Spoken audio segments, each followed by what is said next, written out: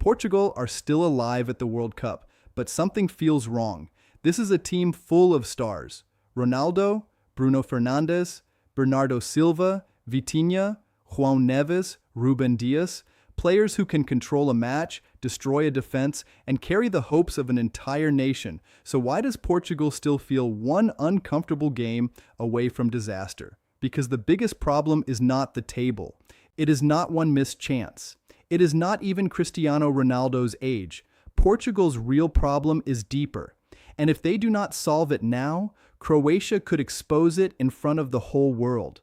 Portugal came into this World Cup with huge expectations. For many fans, this was not just another tournament. This was supposed to be a final mission, a golden generation, a squad with world-class players in almost every position, a coach with talent everywhere, and one of football's greatest names still chasing the one trophy that has escaped him, the World Cup. That is why every Portugal match carries more pressure than normal. When Portugal win, people say, of course, look at their squad. But when Portugal struggle, the questions become brutal. Why are they not more dangerous? Why do they look slow sometimes? Why do they control the ball but still make fans nervous?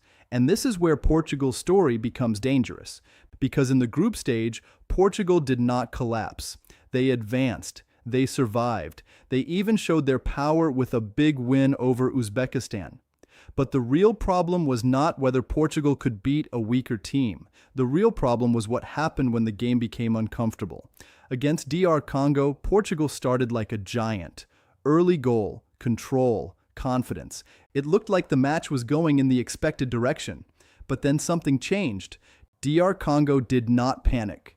They stayed alive. They fought. They believed. And suddenly, Portugal were not playing like a team in full control.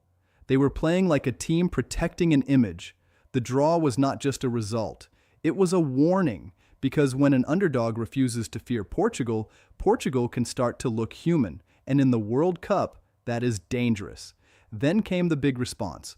Portugal smashed Uzbekistan 5-0. Ronaldo scored. The attack clicked. The score looked strong. The headlines looked calm again. For a moment, it felt like the problem had disappeared.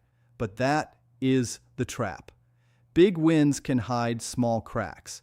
A 5-0 victory can make everyone look away from the deeper question: what happens when Portugal cannot score early? What happens when the opponent does not open space? What happens when the crowd is against them, the pressure rises, and the match becomes ugly? That answer came against Colombia. Portugal had a chance to win the group, a chance to send a message, a chance to say, we are not just talented, we are ready. But the match ended 0-0. Colombia finished top, Portugal finished second. And now, instead of entering the knockouts with total authority, Portugal enter with questions. What most fans missed was something deeper. Portugal have many players who want the ball, many players who can pass, many players who can create. But sometimes, too much talent can become a problem if the team does not have one clear rhythm. They can dominate possession, but not always dominate fear. They can move the ball, but not always hurt the opponent. They can look beautiful, but the World Cup does not reward beauty. It rewards moments, ruthlessness, timing, courage, and sometimes suffering. That is where Croatia becomes such a dangerous opponent. Croatia are not always the fastest team. They are not always the loudest team. They do not always destroy opponents. But Croatia understand tournament football. They know how to survive long matches. They know how to slow the rhythm. They know how to make a favorite frustrated. They know how to turn a match from a football game into a mental test. And that is exactly the kind of test Portugal may not want right now. Because Portugal's hidden danger is this: they are carrying two World Cups at the same time.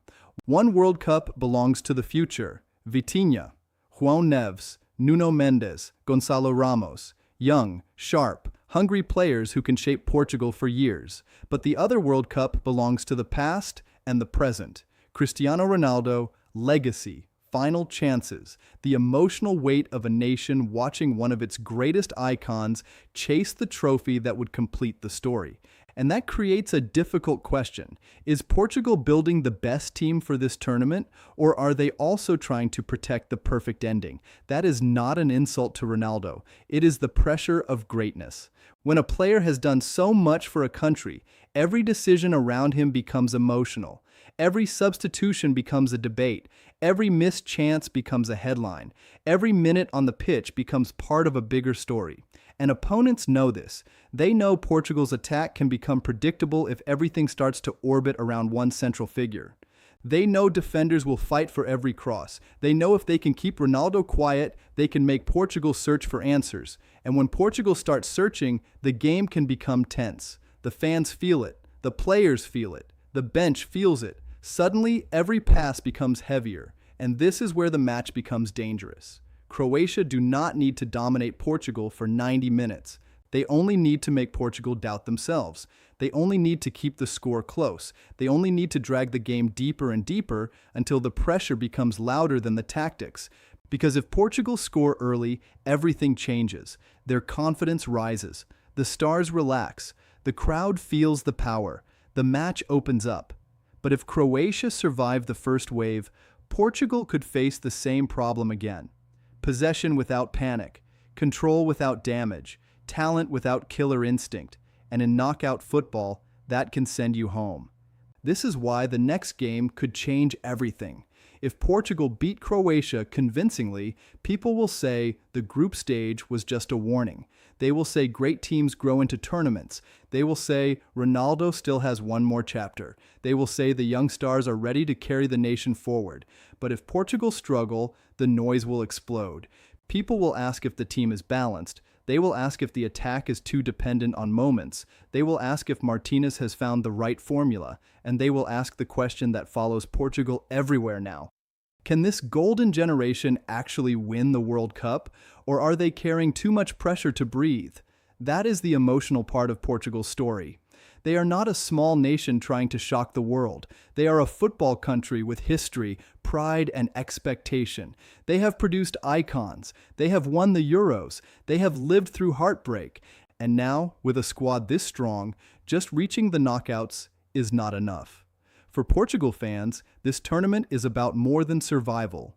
It is about legacy. It is about not wasting talent. It is about not letting one final chance slip away. But Croatia will not care about the fairy tale. Croatia will not care about Ronaldo's legacy.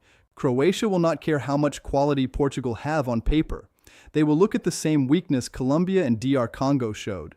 Portugal can be frustrated. Portugal can be slowed down. Portugal can be made nervous. And when a favorite becomes nervous, the underdog starts to believe. So the question is not, are Portugal good enough? Of course they are. The real question is, can Portugal become ruthless when the match stops being easy? Can they play with freedom under pressure? Can they create danger without forcing the story through one player? Can they accept that the World Cup is not won by names, but by decisions? Because this may be the biggest problem nobody is talking about. Portugal have enough talent to beat almost anyone, but they also have enough pressure to lose to almost anyone if the match turns emotional. And against Croatia, emotion will be everywhere.